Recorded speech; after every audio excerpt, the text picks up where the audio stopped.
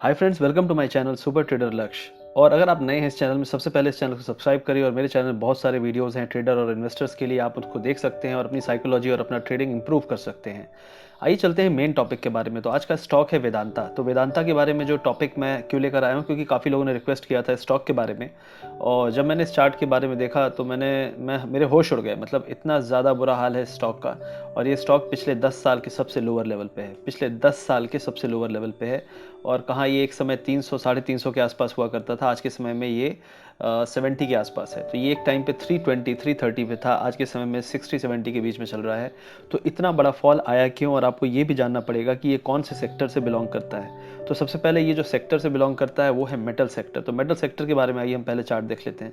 तो metal sector पिछले 10 साल में सबसे लोअर लेवल पे पूरा मेटल सेक्टर है। इसका मतलब ये है कि कुछ फंडामेंटली इस सेक्टर में गड़बड़ है। और उसका सबसे बड़ा रीज़न था ट्रम्प का जो टैरिफ वॉर था चाइना के अगेंस्ट। उसके बाद ये कोरोना वायरस आ गया। ओवरऑल इकोनॉमी जो थी, वर्ल्ड इकोनॉमी स्लो डाउन में चल रही थी। तो मेटल स्पेस ऑलरेडी डिमांड बहुत कम थी। तो डिमांड कम होने के कारण डेफिनेटली, क्योंकि मेटल कहाँ लगते हैं आपके, ऑटोमोबाइल, कंस्ट्रक्शन, मैन्युफैक्चरिंग, हर जगह लगते हैं। तो हर चीज़ जब डाउन हो रही है तो डेफिनेटली डिमांड कम होती है। तो वेदांता क्या, टाटा स्टील, आप कोई भी स्टॉक देख लीजिए मेटल सेक्टर का, वो सभी अंडर परफॉर्म कर रहे हैं। और यहाँ पे आप एक और चीज़ देखेंगे कि ये ट्रेंड लाइन मेंटेन करता हुआ आ रहा था और उस ट्रेंड लाइन के नीचे गया, उससे ऊपर आया और फिर अभी नीचे है। तो ये एक बहुत इंपॉर्टेंट जंक्चर पे है। अगर ये इससे ऊपर नहीं आ पाया, ये लेवल होगा अप्रॉक्सीमेटली 1730 का लेवल जो है मेटल का, मेटल इंडेक्स का, निफ्टी मेटल का। तो अगर इसको पार नहीं करता है तो डेफिनेटली बहुत नेगेटिव होगा और बड़ा फॉल यहाँ पे आ सकता है। वापस ये लो भी टेस्ट कर सकता है और लो को ब्रेक भी कर सकता है। क्योंकि अगर आप बोलेंगे कि 10 साल में ऐसा नहीं हुआ, तो कोरोना वायरस पिछले 100 साल में ऐसा कोई इशू नहीं आया है वर्ल्ड इकोनॉमी में। और डेफिनेटली जो मेटल सेक्टर है वो वर्ल्ड इकोनॉमीज़ के अच्छे परफॉर्मेंस पे बढ़ता है और उनके बुरे परफॉर्मेंस पे गिरता है। तो यहाँ पे आपको ये चीज़ ध्यान देनी है कि ये जो सपोर्ट था, ये बहुत इंपॉर्टेंट सपोर्ट यहाँ पे टूटा।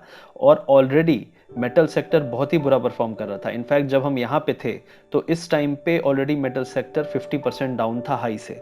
जब निफ्टी 12,400 पे था, 12,400 पे था, तब भी मेटल सेक्टर ऑलरेडी हाई से 50% पे था। और उस 50% का भी 50% हो गया। मतलब काफ़ी वीकनेस है इसमें, ऑलमोस्ट 70% से ज़्यादा फॉल आ चुका है हाई से।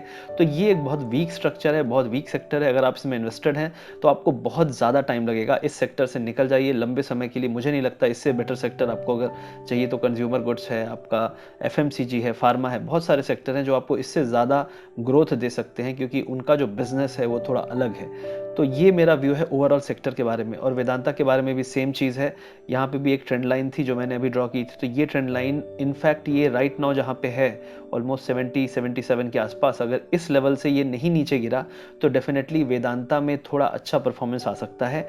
लेकिन अगर ये 75 के नीचे फिर से सर्वाइव करने लगता है तो डेफिनेटली ये अपने लो 59 को रिटेस्ट ज़रूर करेगा।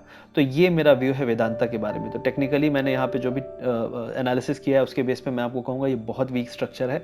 लॉन्ग टर्म इन्वेस्टमेंट के हिसाब से आप लेके बैठे हुए हैं तो मुझे नहीं लगता आपको बहुत दिन बैठना चाहिए। इसी टाइम पे बहुत सारे ऐसे स्टॉक हैं जो आपको इससे ज़्यादा रिटर्न दे सकते हैं। ये सेक्टर ही वीक है।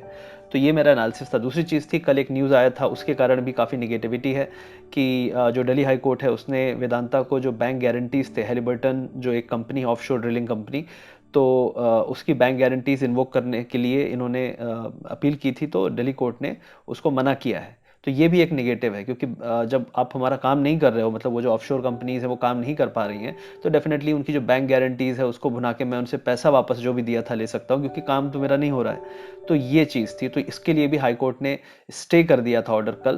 तो ये भी एक नेगेटिव है, क्योंकि अभी के समय हर कंपनी अपने जो भी एसेट्स हैं, जो भी लाइबिलिटीज़ हैं, हर चीज़ को लिक्विडेट कर रही है ताकि उनके पास ज़्यादा से ज़्यादा फ्री लिक्विडिटी हो, ज़्यादा से ज़्यादा कैश हो।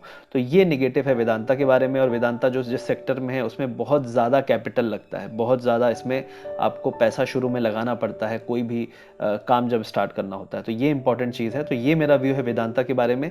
और वेदांता के जो इंपॉर्टेंट लेवल्स हैं, आपका जो सपोर्ट है 60-59 के आसपास है। और अगर ये 75 के नीचे स्टे करता है अगले 1-2 दिन तो ये दोबारा 59 जा सकता है। अगर ये 75-76 के ऊपर स्टे करता है और अगर 85 को ब्रेक करता है ऊपर की तरफ, तो इसमें अच्छी खासी रैली आप देख सकते हैं 100-120 तक की। लेकिन उसके चांसेस मुझे इतने इतने लग नहीं रहे हैं, अभी बियरिश केस है क्योंकि डिमांड का सबसे बड़ा इशू है। आपने ऑयल प्राइस भी देखा होगा, काफ़ी गिर रहा है। तो इसलिए मैं इस सेक्टर में बुलिश नहीं हूँ, इस सेक्टर में मैं बियरिश हूँ। और एटलीस्ट अगले 1 साल भी आपको ये 100 से, आप 100 भूल जाइए, मुझे लगता है 80-90 भी आपको पहुंच जाए तो बहुत बड़ी बात है। काफ़ी अंडर परफॉर्म कर सकता है और बेस्ट केस सिनेरियो 120 दिखता है मुझे यहाँ से। तो ये मेरा व्यू था वेदांता के बारे में। अगर आपको अच्छा लगा तो डेफिनेटली मेरे चैनल को सब्सक्राइब करिए, शेयर करिए और देखते रहिए मेरे चैनल के सभी videos. Thank you very much.